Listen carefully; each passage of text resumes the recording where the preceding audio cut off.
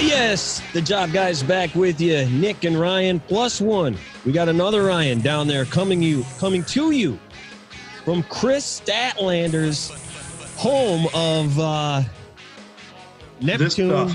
Yeah, wherever that is. Today we are going to hit on AEW, a subject we haven't talked about too much here, Nick. 1 year, the anniversary is this week. Cannot believe that it's been a year. Doesn't really seem like it. It's been a crazy year for everybody, so maybe that's why.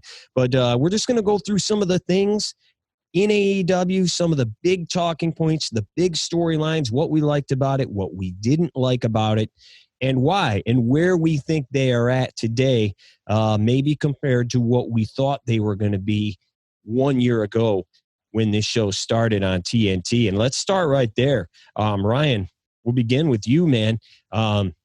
Longtime wrestling fan, pretty excited about having another option.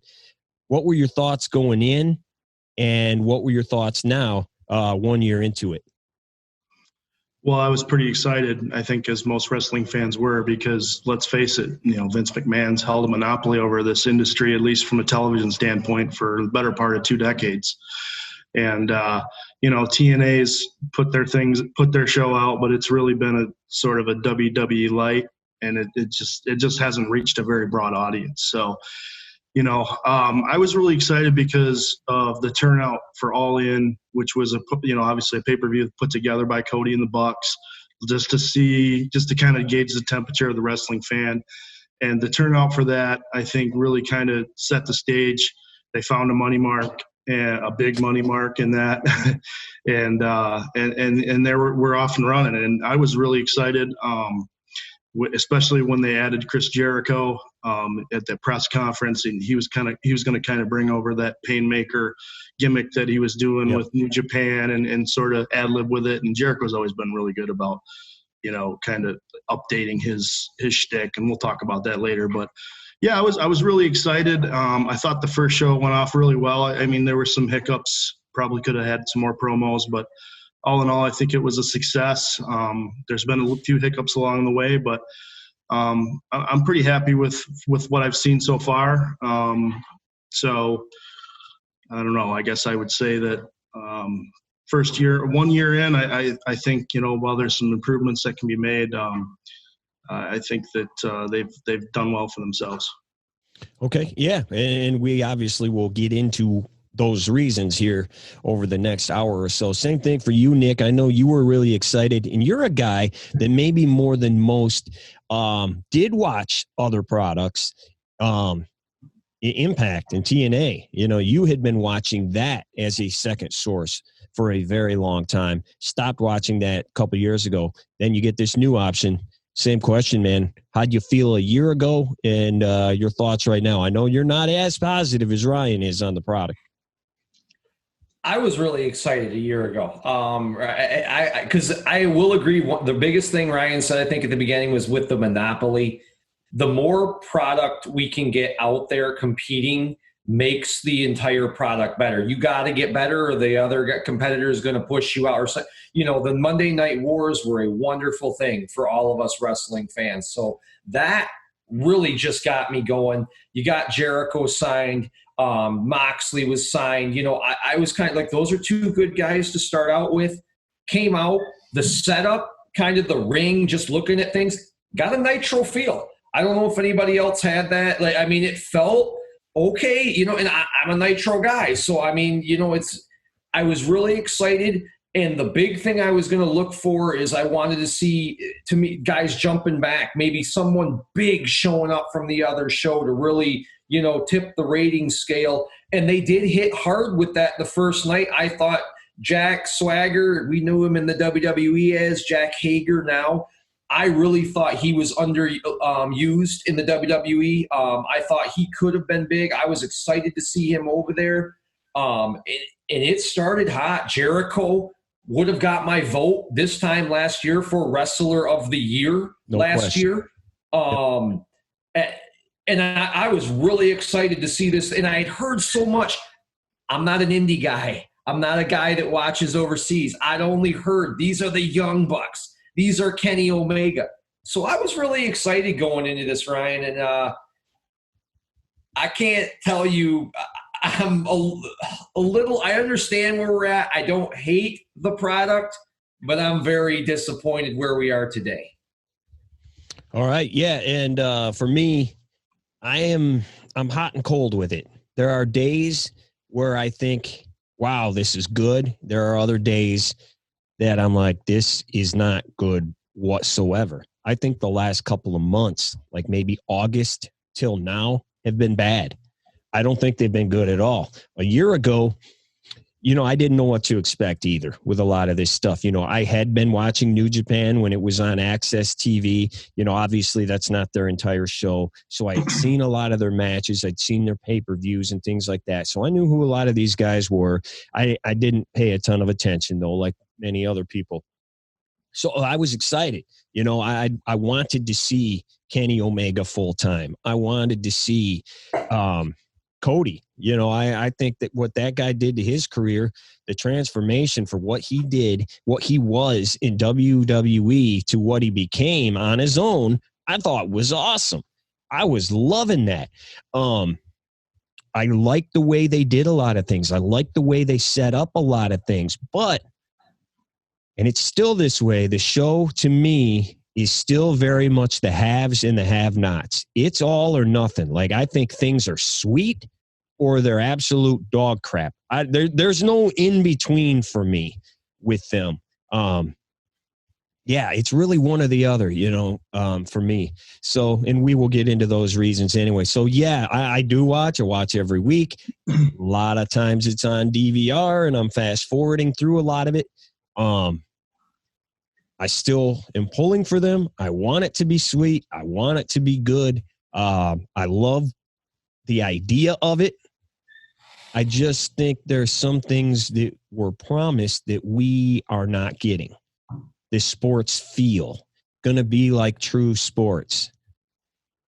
I don't see that all that often, but there are many things. I love the way the show is produced. We'll get into that as well.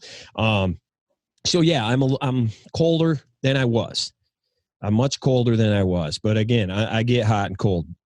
Beginning of 2020, I thought they were on fire. They kind of reorganized a little bit. Thought they were sweet there through the spring. And then, I don't know what's going on right now. Anyway, let's start right at the beginning, man. First night, we knew this was going to be their guy. Jericho is their guy. He's their big name. He's a dude everybody knows. They get 1.4 million viewers for opening night. It's going to be big because it's the first night. Everybody's excited about it. And you knew they'd lose some dudes, but they have lost a lot. You're looking between 700,000 and 1 million. I think they got 1 million unopposed a couple of weeks ago. But they've lost a couple 100,000 people who have not come back. Now, don't know how much of that also has to do with competition on the other channel. Ryan, let's go right from the beginning, dude. What do you think about the way they brought Jericho in? The Painmaker thing was what we thought they were going to do. Not really doing that. He makes a group. He forms the Inner Circle. A lot of people don't know who those guys are. Santana Ortiz and Sammy Guevara. What do you think, man? Well, they started off the show with, if you remember, with Cody against Sammy Guevara in a one-on-one match. And of course, anybody who doesn't follow the indies or overseas, like Nick, like myself, and for the most part, I would say you as well, Ryan. We're like, who the hell is Sammy Guevara? Why's he got a hand on his head? Yeah. All right. Let's see what we got here. And he acquitted himself well in the match. You kind of got the feeling he was going to be an underdog babyface type character, at least in that match. Cody didn't really play it heel. It was sort of a straight up kind of thing. And then, so then they obviously through the end of the night, you have the main event tag match. I think it was like a multi-man tag match. I'm not exactly sure. I remember how it came about. But then Sammy Guevara ends up interfering on Jericho's behalf, and it kind of all started to unveil. We already kind of saw, if you were following the Road to shows, that and the Being the Elite, which is supposed to be shoulder content, but sometimes they refer to it, sometimes they don't, in their storylines, which is something that's a little iffy about them. But you started to see a little bit of a relationship between Jericho and Santana and Ortiz already kind of developing there. And then they bring in the Hammer with Jake Hager. To me, I've never been a big Jack Swagger guy. He didn't do a lot for me other than the fact that he was an impressive looking dude. But they tried to bring in AJ Styles. He ended up re-upping with WWE. Right. There wasn't, you can only bring in who's available. And obviously they had their plans with Moxley going forward and Cody and all the other big players. So I thought for what they had available, that was a pretty good way to go about it. And he established the group. You could tell he was going to, it was going to be the dominant heel group. He was already the champion that was established before the first show. So they were off and running, and I think the way it was put together, it was well done. What really has kind of disappointed me is, other than Sammy, and even his momentum really tailed off since about the time you were talking about, some midsummer, pretty much since he started being paired up with Matt Hardy. They haven't capitalized on the momentum with these guys. And so I really thought when it would debuted that Santana and Ortiz would be at the top of the tag division. I thought Sammy Guevara, whatever they would end up being their mid-card title, which ended up being the TNT title, he would be factoring into that. Jericho would be doing his thing. Hager would be kind of be the muscle. And I thought that they would kind of run roughshod over the promotion for a year. It really hasn't been the case. So it was sort of a hot start and a really cold finish. But it looks like they're starting to tell a new story with MJF, so we'll see where this goes. And I think you're going to see Jericho end up going babyface. And so maybe they'll be able to pick it back up. But, the last few months have not been good for the Inner Circle, but it definitely got off to a nice start. They were running the show at the beginning, and they were cool, man. They did some real cool stuff. The Bubbly Bunch was great. Yeah, that was cool. I mean, what a good use of Zoom meetings and all this kind of stuff that we have today. The night where Cody, they were up in the suite. The suites, and Cody came and bashed the window in or whatever. Well, that stuff was cool, man. That was really cool. And it did, like you said, Nick, it gave you some old school vibes. It gave you like Monday Night War vibes a little bit. It was cool, man. They did some great stuff. Nick, what did you think about just right out of the gate, the storyline they gave us, that one, as Ryan just talked about? This is going to be our number one storyline. Here you go. This is All Elite Wrestling. Boom. Chris Jericho, Cody, Inner Circle. At first I thought it was okay. Cody had me psyched because I really felt, like you said, he looked like he was coming off something new in Japan. And I was excited to see him. I heard a lot from you. I heard a lot from my friends that this guy is up there. Now, you still got to get there with me. I mean, I'm coming in. This guy is not a main eventer when I'm looking at him. I got to see it. And, he has. I'll give him that. He's gotten up there a little bit in this. He's gotten more. He's more of a legit contender for world titles than I thought he was when this started. Inner Circle, they're just small. And I'm going to say this like a million times tonight. Sammy Guerrero, he's good. Problem is I didn't know who he was, and has that guy ever won a singles match? It seems like they job that guy night in, and I like the guy is good on the mic. There is something there. There's a lot there. But this guy loses all the time. I mean, I don't think he's won 5 matches in the past year. I don't know. I mean, I haven't seen it. Santana and Ortiz, they're cool, but they're little. The group was cool, but I thought the big kick was Hager, man. That kind of gave them the big. If anything, he's big. He's a tall guy. And then the feud went off. It was good. Jericho, Cody they both can work the mic. I don't know. There's just not enough there for me, like, to keep it going. Who do they fight next? What do you do? Beating Jericho, it's great. He's, and Jericho, I got him somewhere in my top 30, maybe close to 20. I don't know. But everybody's beat Jericho. It doesn't really impress me, it was kind of like when Angle came over to TNA. the cool thing about is surprises like that. I don't think beating like Jericho is just not going to do it. They're going to have to find a storyline over here that is a big seller. Because as much as I like him and Cody and Amber, they just don't have the star power, is what I'm seeing. And the Inner Circle they were cool. Like you said, I have no problem. They fit together. They molded together. Cody has gotten himself over. But outside of that pack, maybe you throw an Ambrose in there. The rest of the guys, nobody's really gotten over. I mean, they're just guys. Yeah, they're not what they were. I think they were hot.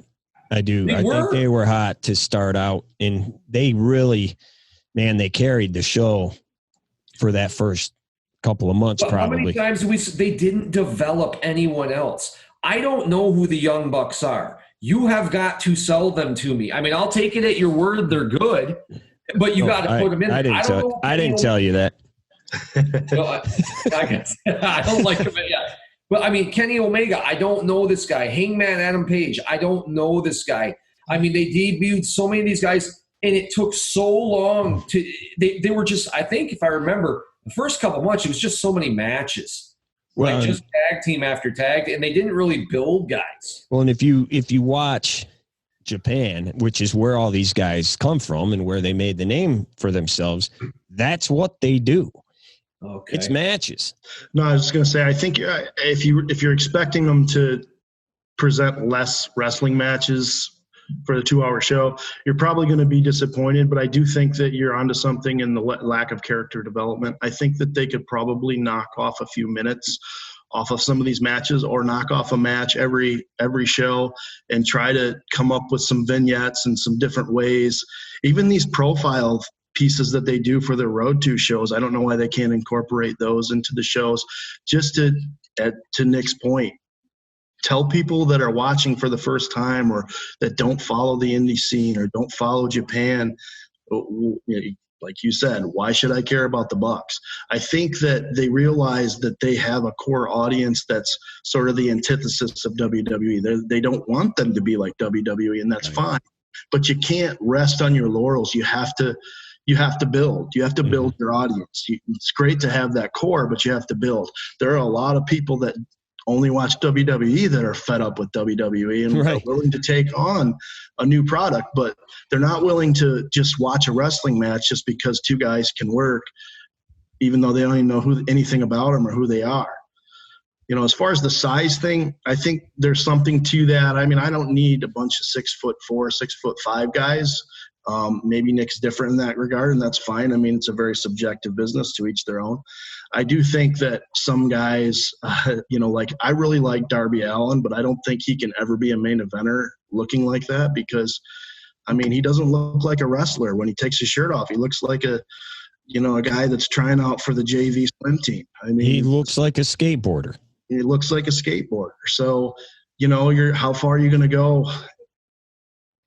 I mean, every promotion needs mid-carders, but I mean, if you want to progress, you're going to have to hit the gym. I think a lot of people thought at the beginning we got the Inner Circle, and then we got the Jon Moxley deal where Mox he's going to win this belt eventually.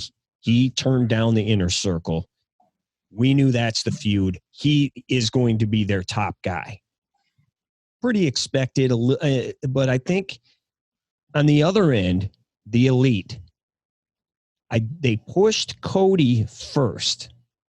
Cody got the push. He got the rub immediately. The other guys, though, kind of got pushed to the side. Kenny Omega and Hangman going to tag. They end up winning the belts, whatever. But I think a lot of people wanted Kenny Omega to be the man. And to this day, they're starting it. They're starting his push. They're starting the Bucks push. They're going to fight FTR here eventually. But I think a lot of people thought these were going to be the guys, and they haven't been, and they're disappointed. And I think a lot of people also now don't know what to think, Nick. They don't know. First impression is everything. And for a year now, Kenny Omega's just kind of been a dude. And then when he does talk, they're like, he's Lance Storm. This is the guy. Yeah, this is Lance the guy. Storm. He's not bad in the ring. He can do anything and everything you ask him to. Put on a 5-star match. I mean, that's great. But he's Lance Storm. 6 stars. He's whatever, he doesn't like, he's Hangman Page better on the mic than he is. When you can see that when they're going. I just don't. I mean, there is a place for guys like him. I just can't. Again, to me, you got to be able to talk, man. Especially if you don't have the over menacing. You're just not this huge King Kong Bundy of a guy. You got to be able to talk a little bit. And I don't know. The Young Bucks to me are the same. They come out. It's little Hortz looking up at me going, could these guys even beat up our dad? I mean, that's what I'm looking at it going, yeah. I mean, they're good. They flip all over the ring. And like I said, you need that. You got to have that stuff. But there's just, I mean, I'm just supposed to like them. I don't know. Are the young, they keep all these guys will show up and the Young Bucks, it's the Butcher and the Blade. They've had this feud with the Young Bucks. Well, that's new to me. I have never freaking heard of these guys. I don't know who they are. Either a JR. Who? It's just like stuff like I don't. And they did. If we all remember, I'm pretty sure. Maybe I'm wrong. Ryan, call me out on this. I think you're more intent on this than I am. They were giving Cody mic time in the first shows of this. He would come out and cut promos with Jericho. I don't know why we weren't able to hear Omega, why we weren't able to hear the Young Bucks, and so just over time, and the Young Bucks, when you post those records, and I was a fan of that coming in, I was like, this is going to be cool. This is going to make it real. I don't know that I'm a fan anymore because I'm seeing some of these guys come out there at like 15-13, 8-7, and I'm like, well, that kind of sucks. And you got the Young Bucks out there. The record last year, I don't think it was that impressive. They had been beat several. And when you highlight that, I don't know how I feel about putting those records out there anymore. Yeah, and Ryan, I think we're finding out why Kenny Omega isn't talking. He normally lets his wrestling do the talking for him. We have not seen him be Japan Kenny Omega, really. I mean, some people think he had a really good tag match at one of the pay-per-views, and some people like the hardcore match he had. I didn't. But what you're seeing, I think a lot of it too, is everybody does crazy moves nonstop.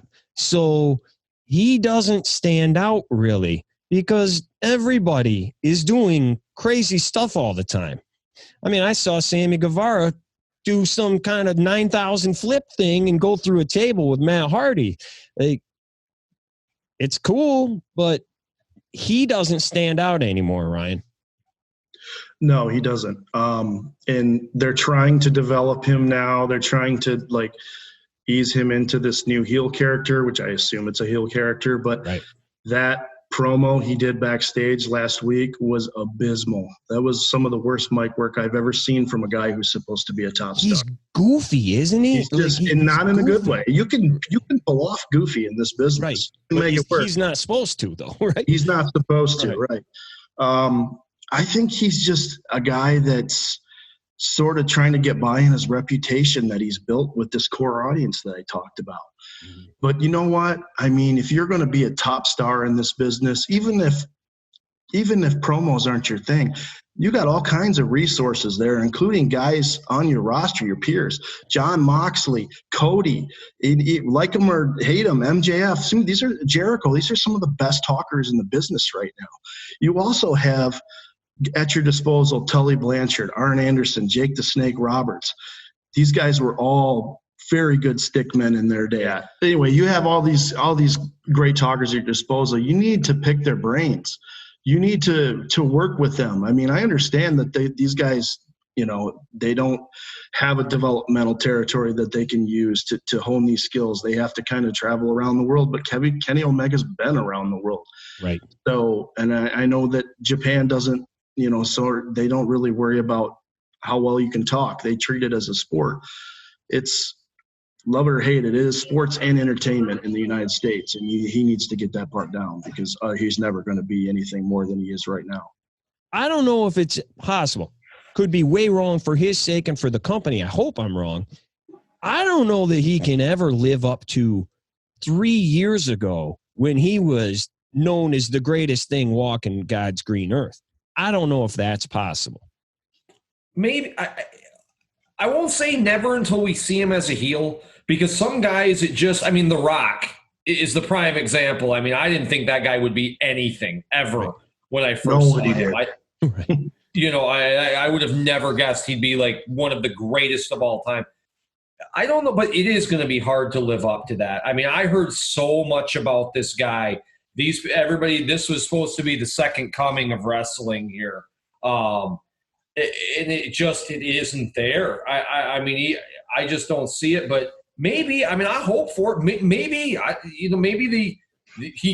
is he going with the Young Bucks? Are they going to form like a collective unit or of like a heel stable of the Elite? You would think, because that's what they are, but they're never together really. Like when they left Hangman, they did. I think that was at All Out. They left the building together. I don't know, because the Bucks too, they're obviously turning them right now. They're kicking everybody. Are they though? Because they're feuding with the tag champs who are heels. So. Right, but that doesn't seem to ever stop them. Who the hell knows? That never seems to stop them. They have heels fighting heels all the time. So, but then again, I just don't know what to think about a lot of this stuff because they all have different philosophies. Because then you have Cody, who does not believe in heels and baby faces, even though he just cut that promo last week where I love everybody. But he is on the record saying that he doesn't. He thinks that's played out. So, well, I mean, if that's the philosophy, then they're doing a good job of adhering to it, because there's a lot of guys that you don't know how to feel about them, and to me that's a problem. I mean, right. Especially for your top guys, you want your top guys to be defined. Let's stay in and let's go with the top guy, Moxley. He's had the belt now for it's almost a year now, isn't it? He's end of February. February is when he beat Jericho. Mm-hmm. Okay, yeah. He's been the man. He has not been beaten. What do we think about what they did with him? I gotta say they've heated him up. I think he's better today than what he was a year ago. He wasn't talking. People wanted to hear him. They were waiting for like the shoot promo that he gave Wade Keller. They wanted to hear him go off. They wanted to hear him be him, because he kept saying, they're not letting me be me, and I want to do this and that. And he just came out through the crowd, and like that's all he did. He wasn't talking for a while. I like his promos. I think he's good on the mic. Like what he's doing as far as that goes. He does not wow me. I'm not huge on him. I don't think he's bad by any stretch. He's not a guy. He's not just a guy. I don't know that he's the man, though. I don't know how far along you're going to get if he's your top guy. I think the guy, and to me, he's my favorite wrestler in the business right now. I think his promos are better than anybody in any company. They're good. I wish they would do more of them. Like I said, that was my biggest pet peeve, I guess, about the early parts of the show. Like you said, Ryan, yeah. I've never heard from. I thought for sure we were going to get a Moxley promo on the first show. Yeah, and we did, and we only got him. We didn't even see him until about an hour 45 into the show, and I think it was just brawl in the crowd with Omega, if I remember. Yeah, put him through a table or something. Glass table. Yeah. So, but since he's become champion, I've really liked everything that he's done. I think the biggest issue is they just haven't presented him with a kind of challenger that makes it feel as important as it should. And I don't know if the pandemic has had a lot to do with that, because I feel like, and I have no evidence to support it other than my own feeling, I feel like they're holding back on some of their content because they, and to an extent, I understand it because I think the crowd reactions they were getting in that live environment before the pandemic were a huge boost to their product overall. Yeah. And the reactions were so much more just more boisterous than what you were hearing generally on Raw or SmackDown from week to week or any of the WWE pay-per-views for the most part. And Moxley's a big part of that. And so since the pandemic, you've seen him wrestle guys like Brian Cage, who won the Double or Nothing Battle Royal to earn his shot. I mean, but he was a guy that was brand new to the promotion. They hadn't really established him. And then he beats him. Brody Lee, who they established a little bit more, but he's the leader of a faction that is full of jobbers that wear masks. So I'm sure we'll talk about that. To put it nicely.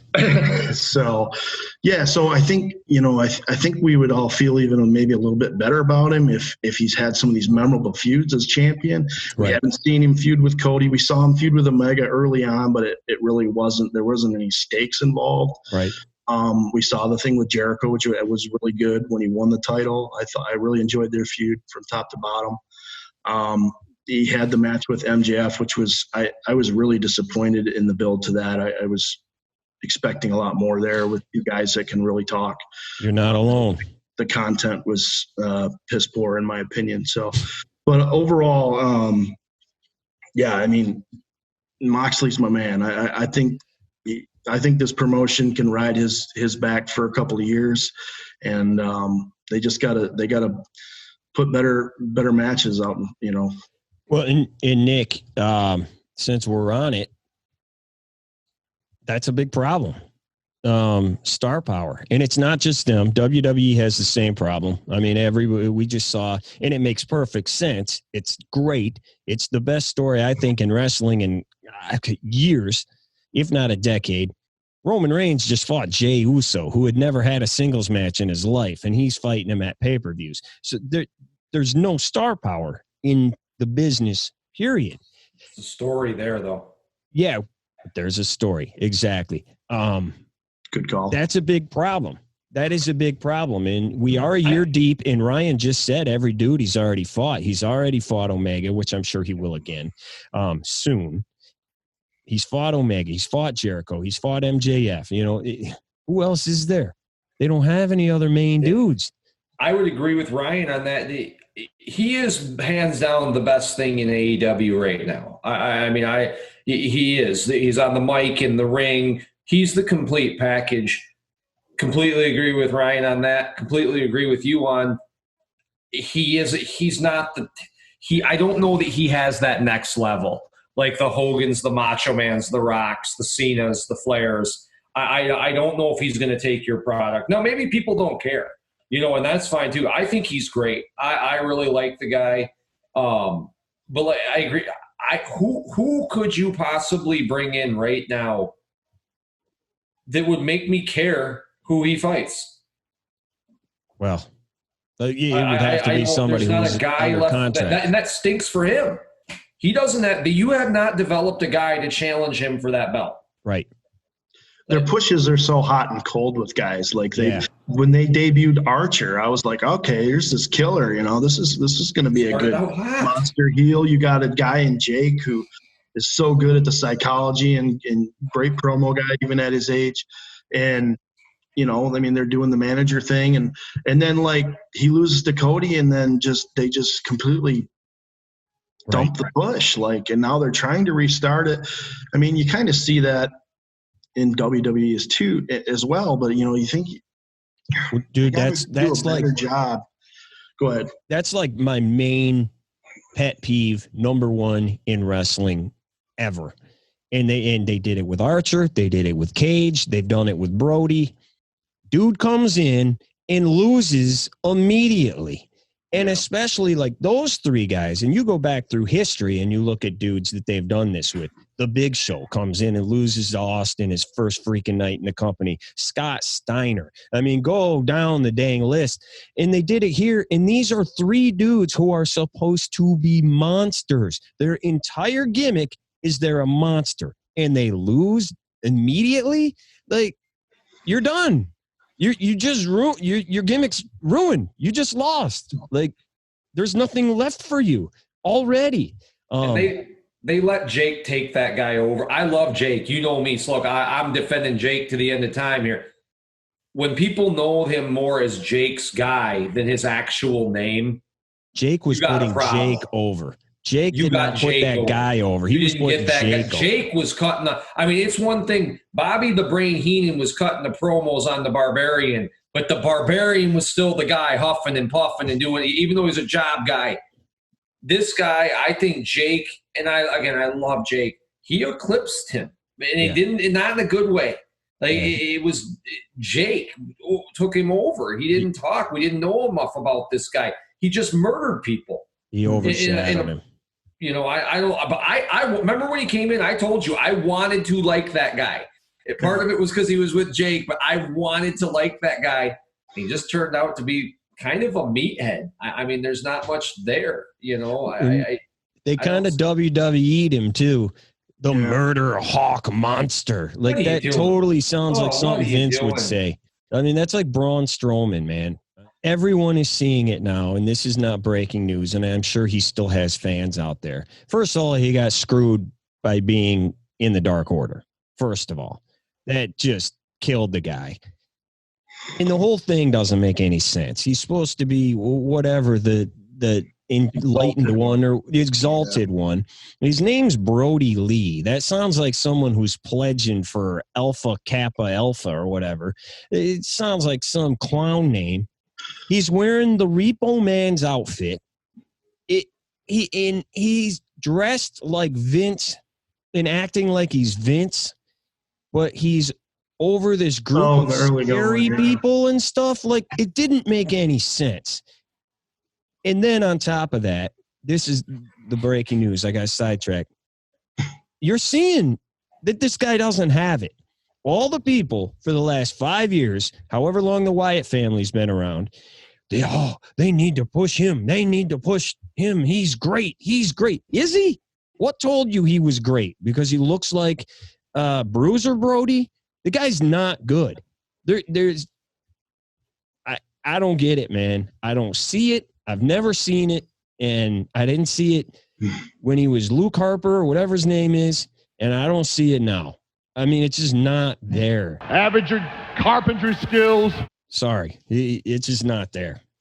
That's the way you feel, man. I won't go as far as say he's not good. I just don't think he's a main eventer.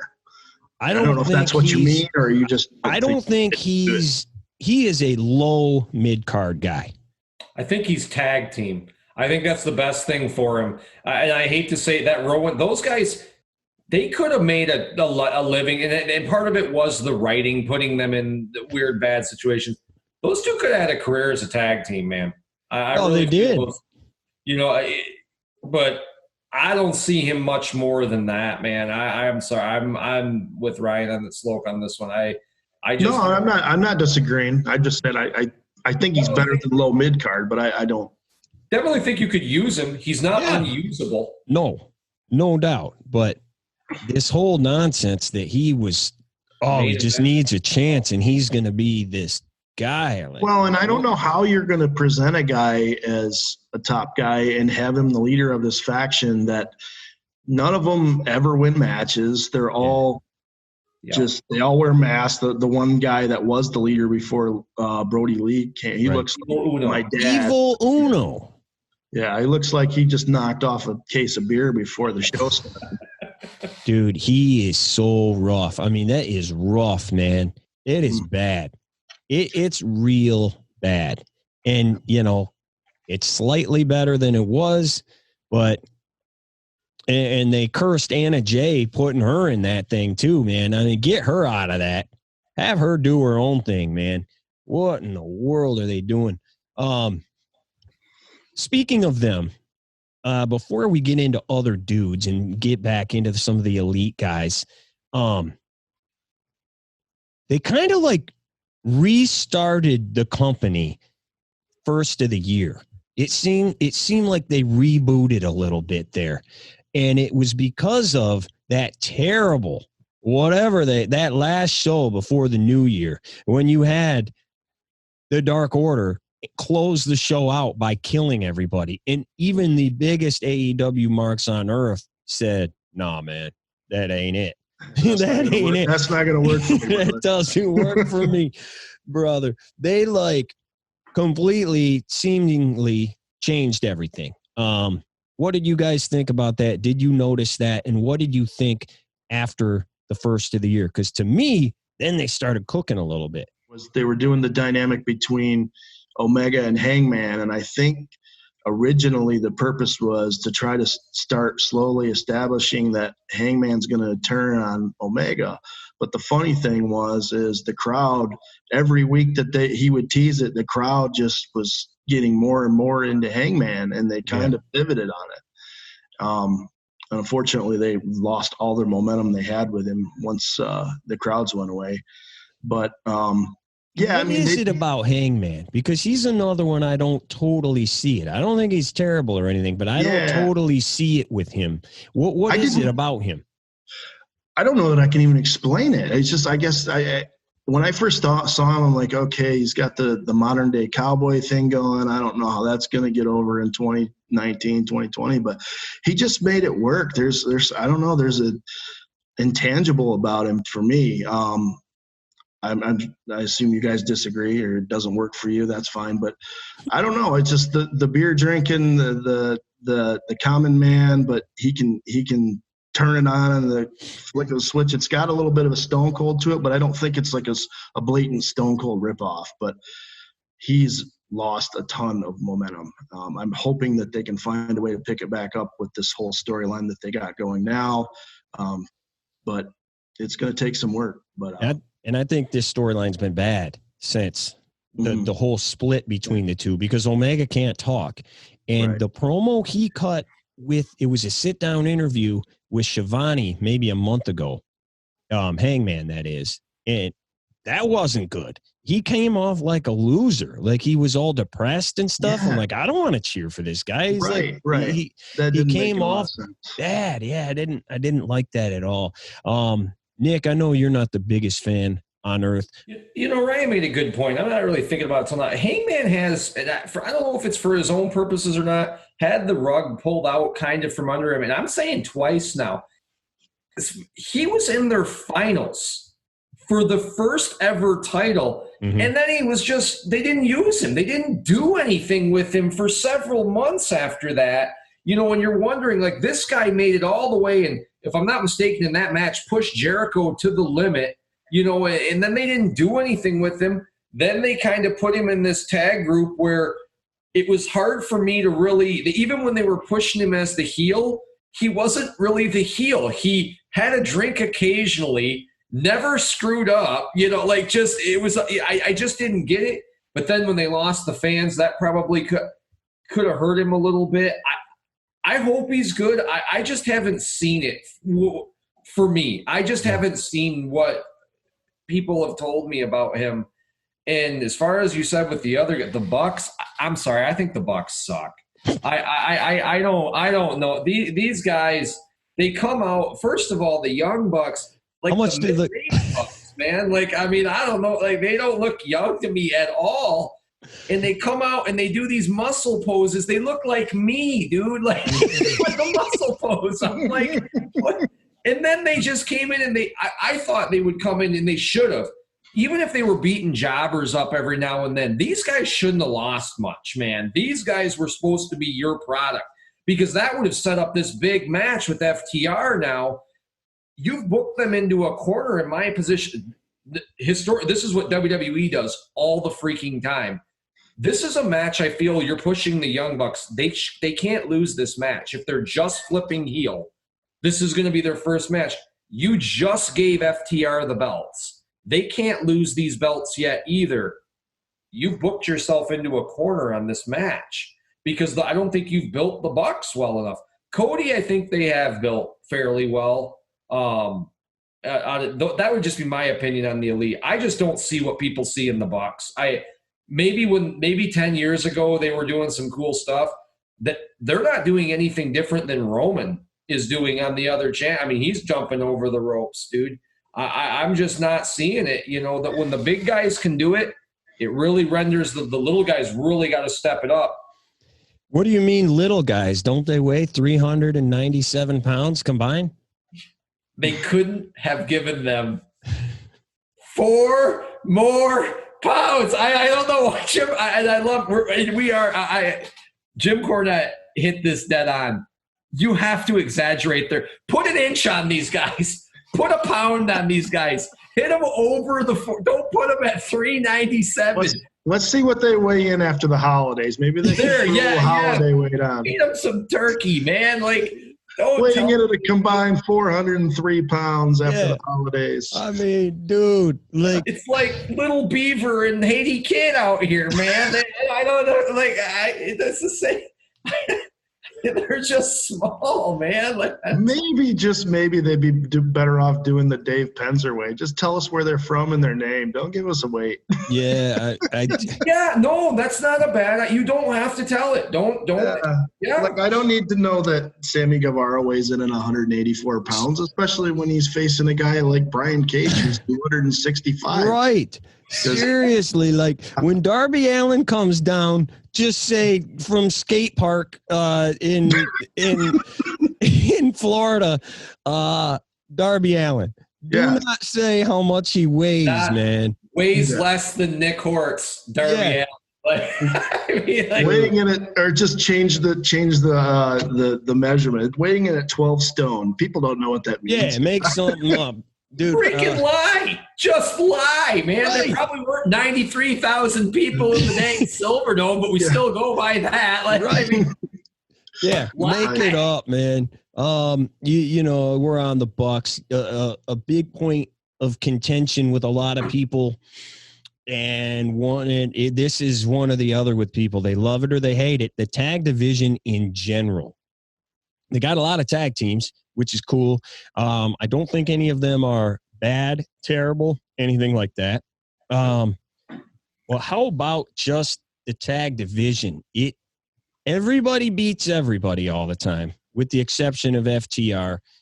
So far, they may have lost like one of those 8-man tags or something, but everybody's beating everybody. The matches are train wrecks. Like, every match is a train wreck. Some people love that.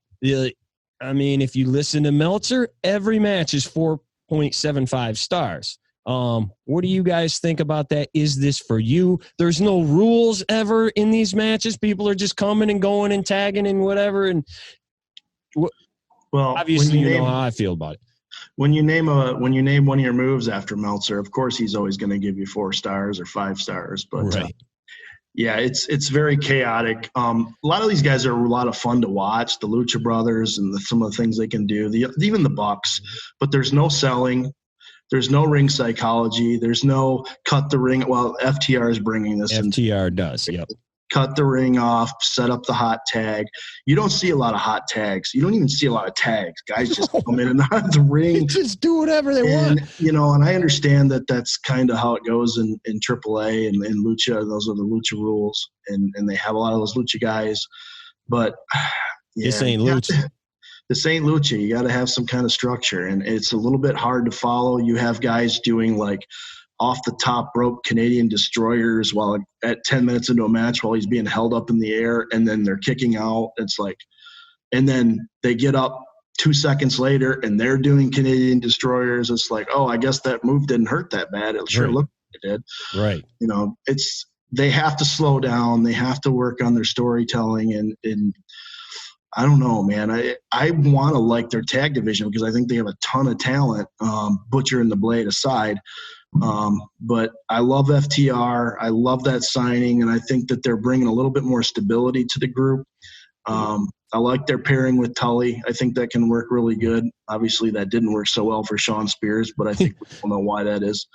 But yeah, I mean, there's got to be more selling. And you know, even JR points that out all the time during these matches. And I don't think he's supposed to be, which is something that maybe we can talk about later. But yeah, I mean, if your announcers are pointing it out, then your audience is eventually going to catch on too if they have. No, absolutely. I agree 1,000%. And again, every one of those matches is the same. This is the stuff when I watch on DVR, I don't watch because I saw it last week. It may just be different people. Before. Yeah, or the match previous. Yeah. It's kind of the same thing all the time. They do waste, and I'll give them this. They are more inventive in the ring than WWE is right now. It seems like they have a lot more Kofi Kingstons, if you will, guys that'll come out of the blue and do something. And I don't know how many shows I've seen in one match, 2 or 3 moves that I'm like, holy crap, that was your next 3 matches finishes. Yeah. Like these were great finishing moments. And guy just kicks out of it, right. No big deal, and the match just rolls on. And I'm like, that was really inventive, or that was really, and they should save it. Instead, they just blow it. And matches are great. I can't tell what the heck's going on though. I'm with you. There needs to be more consistency on tagging in and out of the ring because it also takes away. How could you ever do a street fight or a tornado match? I mean that. You mean just a regular match that you do every week? Because that's what they're all tornado matches, Right. Absolutely. And then you see, a great example is, the Matt Hardy thing. When he gets his brains turned into cottage cheese that night, that was at the very beginning of the match. He speared him off of whatever that was, a scaffold or something, through a table down onto a cement floor. That wasn't the finish. And who knows what else they would have done throughout the match. They then go straight to the finish, which was climbing up on the set and falling 20 feet through a crash pad, which we knew was a crash pad. I'm like, wait a minute. I just saw the guy hit cement. The crash pad is supposed to hurt him? Or even if it was, it's not supposed to be a crash pad. But that's not cement. Like, you didn't need to do that. The cement is the finish. Cement is always a finish. Yeah. One last guy to go in depth with a little bit here before we do a rapid fire on some of the other guys on the roster. MJF. Got to talk about him. He's already had a main event. He has already fought Moxley. He's a up-and-comer. Most people love this kid. I think he's 23 years old, 24 years old. They like him. They think he is going to be the modern day new guy. He's got charisma. He can talk. All of this. I will start with Ryan on this one. Your thoughts on him, how he's done, what he's doing, and do you see what seemingly everybody online thinks about this guy? In terms of him being like a huge star? Is he going to be the dude? I think he has the potential to be. He's got to refine his work a little bit in the ring, I think, and a lot of that is probably just experience. Like you said, he's only 23, 24. So his ring work is not up to speed with a lot of the guys that are sort of his peers, the Codys, the Bucks, the Jerichos, the Moxleys, maybe not Jericho now, but you know what I mean? On the mic, the guy is really, really solid. He's really good. I love his presence. He commands an audience. He knows how to get heat. Some of it is cheap. A lot of it is cheap. But you know what? In today's world, the quote-unquote chicken bleep heel, a lot of their stick is cheap heat. And cheap heat works a lot of times. So I'll give him that. But I'm pretty high on him. I don't know how big of a star he can be. I think if in order to be a real top star, you have to be able to play on both ends of the fence. You have to be able to be a face too. I'm not sure I see him as a face yet. I know they debuted him that way, but you could all kind of see that the turn was coming with Cody. Right. They kind of set that up with the Road 2 shows and all that. But he's a natural heel, obviously. So I think you can have him in main events, and it's certainly passable. I don't know if he's a world champion material, at least not yet. I think he can be. I'm pretty excited about him. I think he can be one of their cornerstones. Well, let's go right over here to our natural heel, Nick. You strongly disagree with everything Ryan just said. I don't like the guy. it seems like he's a poor man's Miz to me. I don't know why I feel that way. I don't know. It just he can talk. It seems like it's forced. I don't know if that makes sense. Like he's trying really hard to come across as this type of character. I have no problem with his in-ring work. I think he's fine. That stuff doesn't matter as much to me. But I don't feel the look, his body. I feel like if you're gonna be, I'm better than you, tone up a little bit in there. I don't. Like I said, it's such a close. Maybe I'm alone. I just feel it's so close to the Miz. Like it seems like he's the Miz on a different show when the Miz was starting. Like fake Miz. He's knockoff. He's TJ Maxx Miz. Is what he is. But he has. But I think you could. I don't ever think he'll be main event. I just don't see it. I think he could be Razor Ramon, and I mean that in all due respect. The guy that you have to beat. You either don't beat him and you resort down to a C or D guy, or you do beat him and you go up to the A guy. I think he could be the B guy. It's just not that I don't think he's not a channel changer. I'll watch him. It's not there for me though. I just feel like I said, I feel like it's a poor man's Miz. I don't want to murder a 23-year-old kid because he does have some things. Yeah, he does. He can talk. He can definitely talk. He's not scared of the mic whatsoever. He's got a cadence. He's got a rap. So he's only going to get better. And he is going to take some of the things that I absolutely hate and probably refine them, you would assume, because he's going to be doing this for at least 20 years.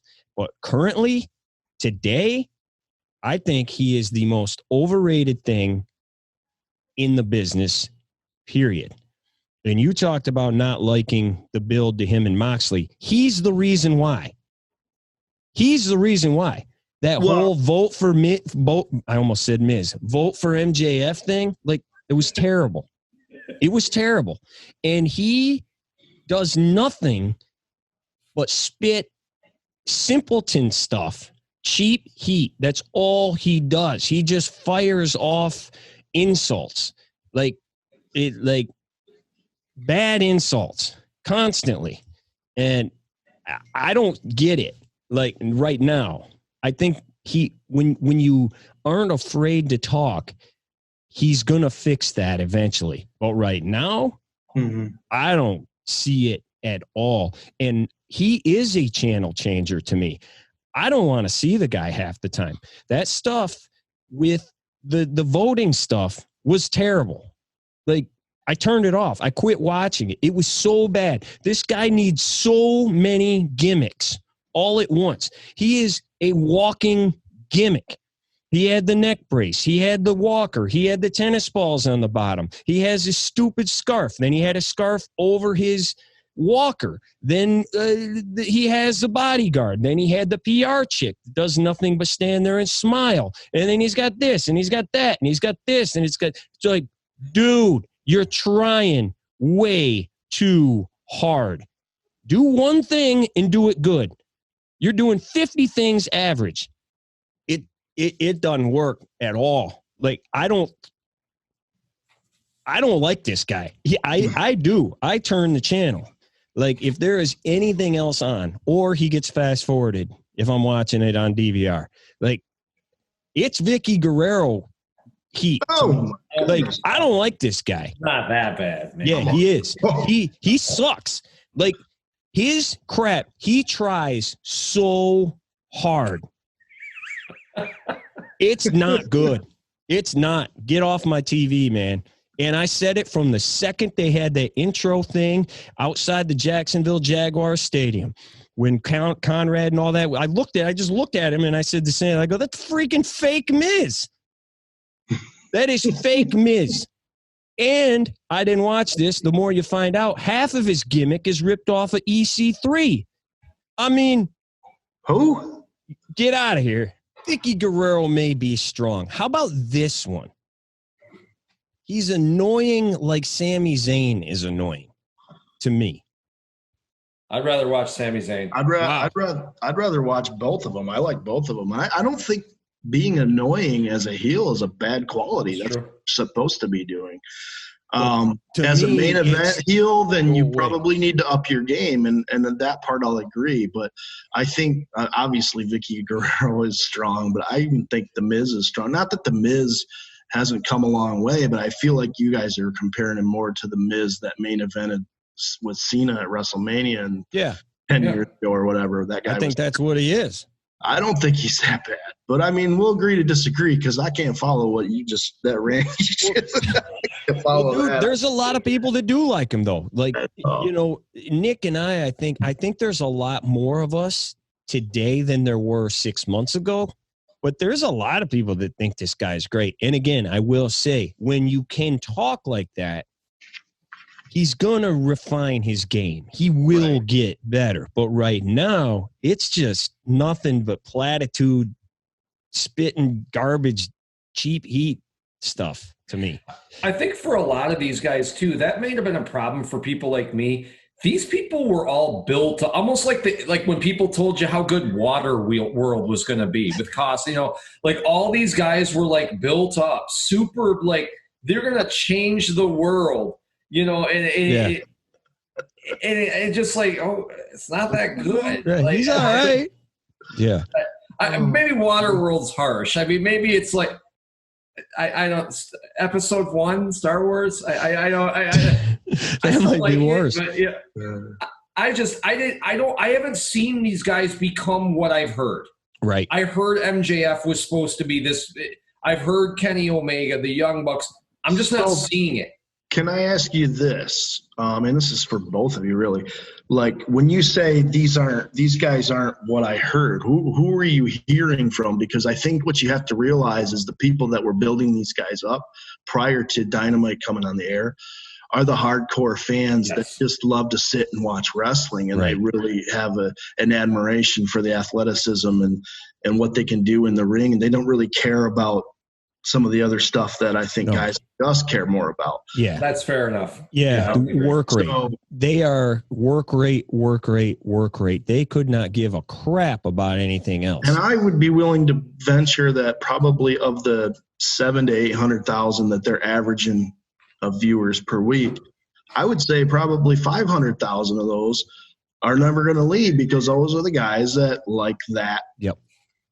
Aspect of the product, and not that there's anything wrong with that either. No, and in that regard, it is an alternative, which is great. And there is a lot of stuff that I see that I think's good, but then there's a lot of stuff that I see I'm like, that's super sloppy.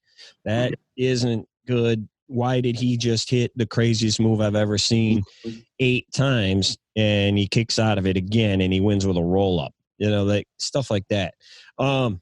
Let's go real quick, rapid fire on some of the other dudes. I got a couple listed here. Darby Allen. Yay, nay, quickly. Too small. I like him. I like him as a solid mid-card act. Glorified stuntman. He jumped off a bridge. That's all I'm not. If they would have told me really about the thing you told me with his face being painted, his father, and how. Oh, tell me. How about the exact opposite, Brian Cage? Meathead. Can't talk. I don't like any of those guys that Taz is presenting. I don't like Taz as a manager either. I like Taz's work as a color commentator, but as a manager, he just doesn't do it for me. We'll get into that a little bit as well. Another guy who's over with this crowd, Orange Cassidy. I've come around a little on him. I think I couldn't stand him for the first 6 months. He's one of the few guys that I've come around a little bit on during the pandemic. But I think we're going to have to see more from him. I mean, you can't just keep doing the same shtick. The one thing I'll give him is he's very original. And from what I understand, he's been doing this particular gimmick for a little while now on the indies, and it's a very indie type gimmick. But he does it well. He's getting it over with the fans, but if he's gonna progress, he's gonna have to show us a little bit more. Nick fights with his hands in his pockets. I can't. I think it takes so much away from the guy he's fighting. Yeah, it makes it does. Yeah, I don't. And it's another one of those things I always put on the. What if someone tunes in and is this the guy, the casual viewer that you're trying to flip through and catch? Oops. We're going to put this guy out there. Yeah. Now, there could be a place for him. As a manager, I actually thought he was cool when he was just with the best friend. I thought he was a manager. I didn't know. When they actually started to let him fight, I was like, are you kidding me? This guy is going to fight? Because, he's really small. But he is pretty good in the ring. He's gotten over more than I thought he would. I'll give him that. But he can wrestle. He just seems like a gimmick guy to me. That there's nothing there. I don't know what's there. Very much a gimmick guy. Yeah. Yeah, he does one thing, and now we've seen it. He doesn't care about anything, and he does the shin kick thing. And it's funny at first, and then you're like, I've seen it. I don't need to see it ever again. When he does that, I want to see him take a clothesline for murdered. Yeah. I would worry about him the same way I worried about Damian Sandow. Yeah. What do you do with this guy? Like, where do you go from here? How does this character evolve or expand to the next level? Jurassic Express. All three of them. Nick is leaving.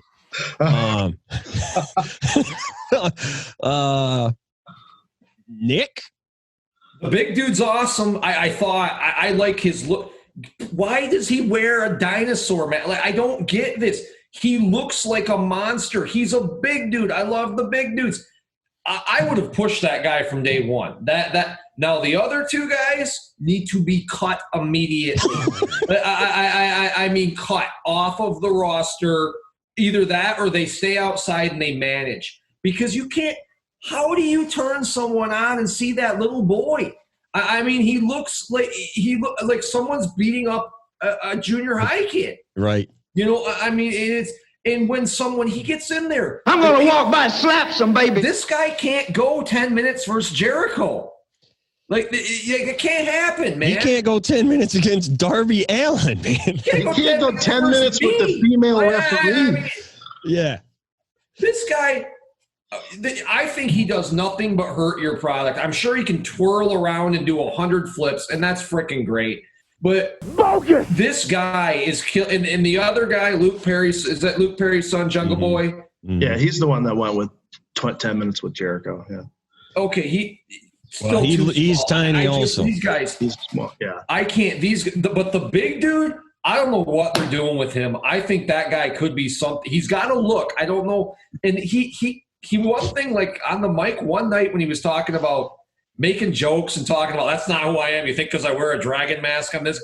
I thought that was freaking hilarious. Yeah, roll with that. In front of Jericho, I think. Yeah, roll with that. Go somewhere here. Yeah, like do something with this guy. This guy could be maybe. I mean, maybe I'm wrong and he fades into obscurity.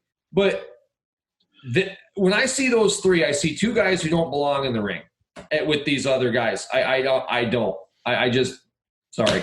Ryan, a lot of people like Jungle Jack. They think there's a future there. He can work. He can definitely work. He has a look to him, but he looks like a teenage girl a little bit. I mean, yeah, I think he could probably maybe try to change up his look, get a haircut, do something different, grow a beard if he can. I don't know.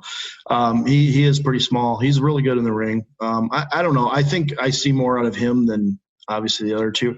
I don't know about Luchasaurus. I mean, he looks a little clumsy to me, even though he's a big, jacked up dude. And I'd like to see him, like Nick said, without the mask. That mask is ridiculous. And maybe the mask is the reason why he's clumsy. Maybe it throws off his equilibrium. I don't know. But we found out he can talk when he needs to. I wish they would have built on that. It was just like a one and done, and now he's just part of a group again. Right. But as a collective unit, no.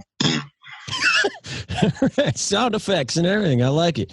All right. Well, let's move on, man, since we've rambled about the dude so much. How about and I am extremely high on the product, the way it's presented. The format of the show, I like a lot. And even in the pandemic, I think they've done a good job getting out of the ring, getting out of just your WWE, hey, Dasha or whoever is in the back interviewing somebody, maybe an interview in the ring, match, interview in the back, match, interview in the back, match, that we've seen for 20 years. They don't do that. They do some sports-like promos. Love that. That stuff's great. Again, they get out of the ring right now when they're in the pandemic, especially. Okay, well, let's move over here. Let's move over here. Let's do an interview at the bar like Mox did the other day. We mentioned the Bubbly Bunch thing they did. They do a lot of great stuff, guys, as far as the production goes. Nick?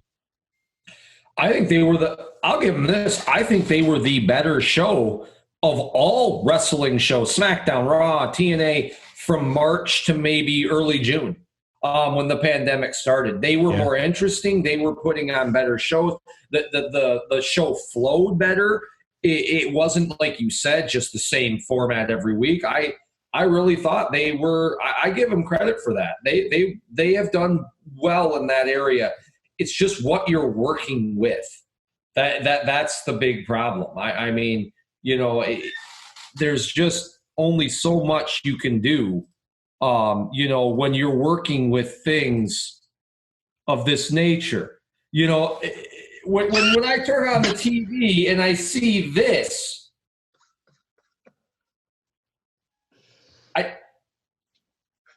Oh my God. Change it. Oh. Our 3 viewers are now gone. Happy Halloween.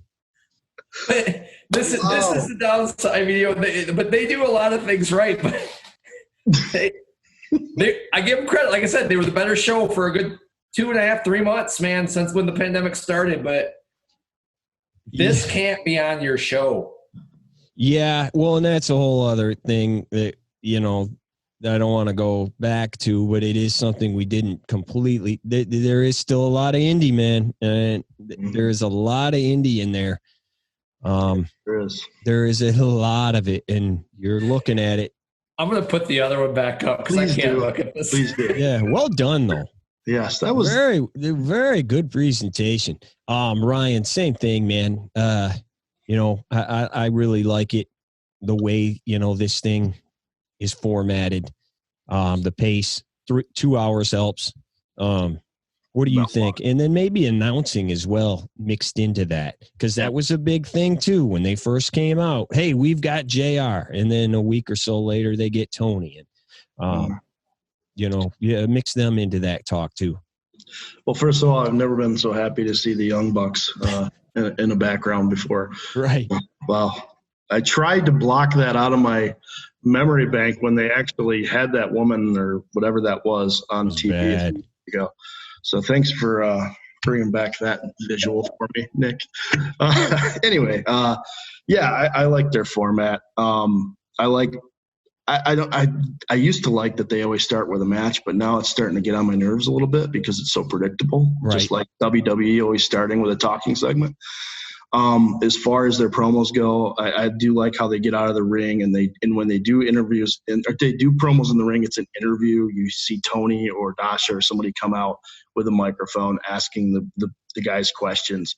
You don't have that dynamic of I say something, you stand there and look stupid, and then you say something and I stand there and look stupid. Right. And then after we do that 4 or 5 times, maybe we fight, and then everybody comes out and breaks it up, that trope that has been going on for 20 years. I'm glad that they're not doing that. I hope that we don't see that come part of their staple at some point in the future.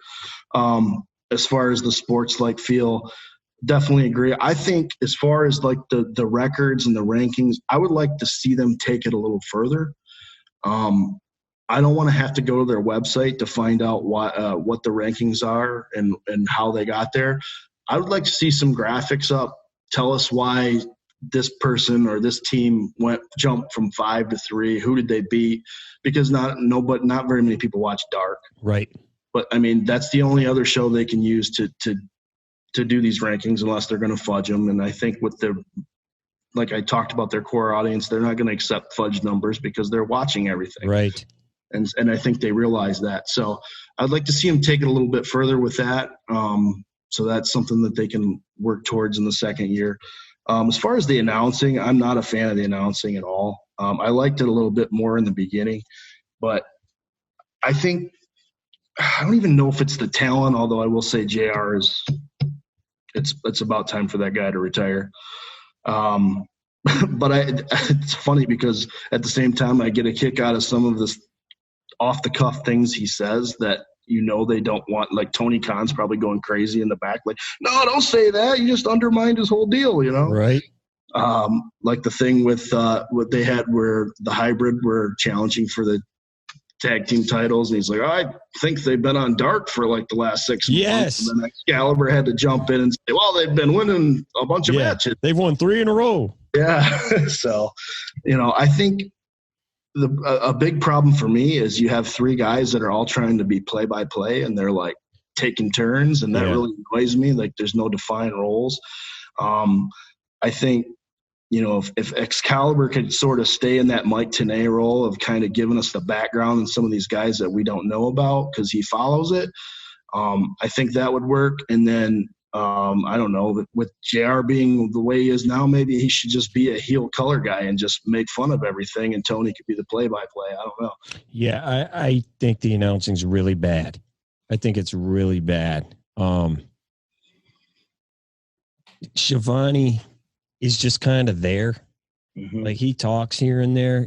I hate 3-man bows, whether it's football, basketball, anything that's too many people talking, as we have 3 right here. I can't stand that. And it works here because Tony doesn't say much, but he doesn't know what to say. He was really good when JR was gone, when he just let Jericho talk. Yeah. And he just kind of maybe steered the direction a little bit. I am not a fan at all. JR, sorry, bro. I think it's over. I think Excalibur's really bad. Alex Marvez, come on. It's just not. It doesn't work. But like we said, the way the show is developed, I like a lot. I think that's really, really good. Too many shots, and it doesn't come from the announcer so much, but just random thoughts here. Too many shots at WWE. I get it. Like here and there is fine. Seems like they're doing it too much. I'm not a big fan on that. Don't know what you guys think. And then another thing, we didn't talk about the women's division at all because there's not a ton to say. I know COVID hit them hard. A lot of them are from overseas and they couldn't get here. But outside of Britt, who was really bad, they turned her around. And I like what she does now. I think she's good, but that's it. Like, these other people are not good, man, at all. They just aren't. And, she had an interview, I think I saw it today, where she said, hey, don't change the channel. When the women come on, the ratings are going down. If you want to see more, you got to keep watching. Don't change the channel. Well, you got to be better because that division is struggling. Just make Britt the centerpiece and go with, and I'm sorry, I don't mean this to sound offensively. Your women's division has to be a minor part of the show right now until you get other people in there. I would give the belt to this girl because she is all they have, and let her just hold it until you get more people. Establish a division, establish the belt, establish her as the top girl, and run with it. But I don't want to hear anybody ever again tell me they don't like WCW or WCW is trash. Because they just – so much of this is WCW-oriented too, man, when you look at it. The way the ring, the show, the production, the announce team is WCW. I mean, it's a 3-man team, and one of them was on the freaking WCW. Two of them were. Two of them. It just – I don't know. I think they have something there. But I think we are on the verge of a sword here at this point. where they could fall and become what TNA has become if they're not careful. Because right now, and I know this will probably burn some people, I'd rather watch 2006, 2007 TNA than 2020 AEW. I'd rather watch, and I don't mean that by any, well, look who's in it. You had Kevin Nash, you had Kurt Angle, you had Sting. You had a lot of AJ big Styles. names. Samoa Joe. Develop some characters, get some names. But I don't know who you could get. Like, I mean, there's nobody out there. Well, dude, I'm glad you mentioned the WCW thing, because that's the last thing I have written down here. The same exact thing you just said. There is so much of this is WCW that you didn't even mention. That Keith Mitchell is the guy that produced WCW, or the director. That's the guy who's doing this. You got Arn Tully. You got Cody, who loves all things Dusty Rhodes, obviously. You know, they were supposed to do the War Games. They have all this sort of stuff. You have Shivani, who used to be, all of a sudden now, thanks to Conrad Thompson, Shivani's the coolest guy on earth. Well, for the last 20 years, I've heard nothing. Well, how terrible of an announcer he was. By everybody online, all over, and my friends and whoever did nothing but tell me how terrible this guy was. But now he's got a cool podcast, so everybody loves him all of a sudden. There's a lot of I'm with you. I don't ever want to hear anybody say how bad WCW is, because a lot of this is WCW, and it looks like Nitro. Tony Khan is a huge WCW mark, and right. I don't know if you got a chance to listen to his interview he did with Wade Keller just before the first Dynamite, but he spoke glowingly about WCW in the heydays of Nitro, and you could tell that his goal was to sort of shape the show after Nitro, and the look and the presentation is really similar. So, guys, what are you looking for now? If you can give it a grade right now, give it a grade.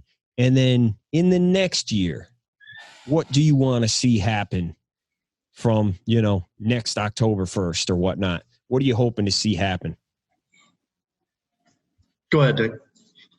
I'll have to say, you sent me this list. I'm going to say the first year, somewhere between a C and a D. It's not terrible. It's not the worst thing. It shouldn't be canceled or anything like that. But they've still got a long way to go. You have to develop stars. I don't care what you have to give me something. You're not unless you're happy with the $750 a week. I mean, they'll never leave you. But if you want to grow this, if you want this to be bigger and better and badder, you got to develop stars. You've got to put more behind than just they can wrestle really well. Like I need something, and by God, get some big guys. I'm not saying the whole roster has to be 1985 again, where it's Hogan and all these big guys. There's all these guys in the background here, there's places for them on the show. I'm sure there is.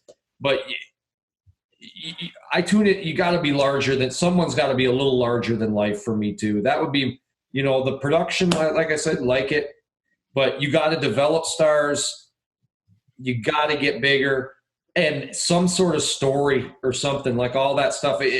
I just think that's your only way up. I don't know, because I don't think you're just going to get it by putting on 5- and 6-star matches, because you've done that for a year. Yeah, I give them a B+, because I think they were so good at different stretches. You talked about that from New Year through March, and then early on in the pandemic, they were the best show. They've had some really good stretches. I think they haven't hit the panic button and try to bring in as many ex-WWE guys as possible. They've brought in a few, and they haven't done a very good job with a lot of them. But I think overall their product has been pretty good, and I think there's definitely room for improvement. But I enjoy the show a lot more than I don't when I watch it every week. There's probably aspects of the in-ring work that I probably enjoy a little bit more than you guys, so that probably has a lot to do with that. Having said that, I would definitely like to see some more character development. I think they gotta find Kenny a personality because he needs to be a centerpiece in order for this to work. Him and Cody have to, along with Moxley, they have to be like the three centerpieces to build around over the next 3 or 4 years. And right now, only 2 of those 3 are working. So Kenny has to figure something out. And I think the other thing I'd like to see is they need to find a big angle that's going to really kind of hook people in. Yeah. I feel like in some ways and different ways they've been trying to really slowly build toward it. Obviously with the Elite, I think is probably, what they have in mind. But the story has been told so slowly, and I don't mind a slow burn. I like a good slow burn as long as you're taking it somewhere. And I just feel like there's been so many stops and starts. It's time. They need to whatever the end game is for this, they need to start getting there. Yeah. And it needs to be big, and it needs to be executed really well if they want to start building on this audience. And more importantly, if they want to keep the 250,000 that aren't, out of the 750 that are watching that aren't going to stay just because they're going to get to watch all kinds of good matches every week. Right. Yeah, I agree. Number one, I don't know if it's possible, but Kenny has to be what we were told he was. He has to be what everybody heard about online, or if they had New Japan World and got to see Wrestle Kingdom and everything, the G1. He's got to be that dude. And I don't know if it's there. I'm not sure it's there. I'll probably give it a B- because there is a lot of stuff I like. Just the format of it, as we just said, I think is great. I love the Inner Circle at the beginning. I thought they were awesome. Obviously, they've slowed down. There are some other things I do like in there. I like the 4 pay-per-views a year. I like how you can build to those. That makes them special. I like that a lot. And then you have a random show like what's coming up this week, the anniversary show. Okay, this is a big show. Okay, sweet. We got a world title match. You can have shows like that to make them. I like that. I would like to see more big builds like we had right at the get-go. I think one of the best promos I have heard since the pipe bomb, if not before that, was that Cody promo that was online before they had a show talking about his brother and how he was going to take out his brother and he was going to take out basically his brother's era. This is the new era. This is us. Blah. I thought that freaking promo was amazing. I'd like to see more stuff like that. And less of nonstop train wreck tag matches. Because that's going to take away from Omega too, because other people are doing the stuff he should be doing, and I should be seeing him do and go, whoa, that's crazy. That guy's sweet. I like him. Yeah, but altogether, I mean, the show is entertaining. They have had some duds. I do not like the way it's been going the past couple of months. I have not liked it, and I'm worried. I know they're going Hangman and Omega, and then hopefully Kenny gets the rocket strapped on him. But they got to find some other stars, because there's those guys, and then there's a huge hole. That mid-card or upper mid-card or barely main event dudes, those guys aren't that good. The top guys have almost fought all of each other too. Yeah, so I'm worried. You're right. They got to build some dudes somehow. They got to get dudes up. They got, you can't just throw like they're doing this week, Archer at me and go, he's sweet. He's going to be a real threat against Moxley. Or bringing guys from the independents and expecting me to know who they are. Exactly. Yeah. They have, whether they're from the independents or they're from WWE, they have to find a better way to bring new guys in. Look what they did with Miro. AKA Rusev. This guy could have come in and been a difference maker, an immediate impact guy for them. And what is he doing? He comes out with some guy who never wins any matches that nobody knows anything about. Nobody even knows. Yeah. And they're playing video games, and he's supposed to be the best man, and whatever that means. And I don't know if he's a heel or a face. All I know is he's been defined down already, and I don't even know, has he even had a match yet? He had one tag match, and it was a botch fest. Yeah. It was terrible. And you know what? And I'm glad you said that. That's how I was going to go out here. That's the kind of stuff that worries me and could go the way Nick was saying. This could go very bad. They're right on the edge. Yeah, you're bringing in a dude who everybody was excited to see, because I don't know that he's as bad as what I think Brody Lee is by any stretch, but he had that juice to him. People wanted to cheer this guy in WWE. They wanted him to be over. They liked the Ellen Rusev Day, and we can debate whether that's just a chant or whether they liked him or not. But people thought there was something there.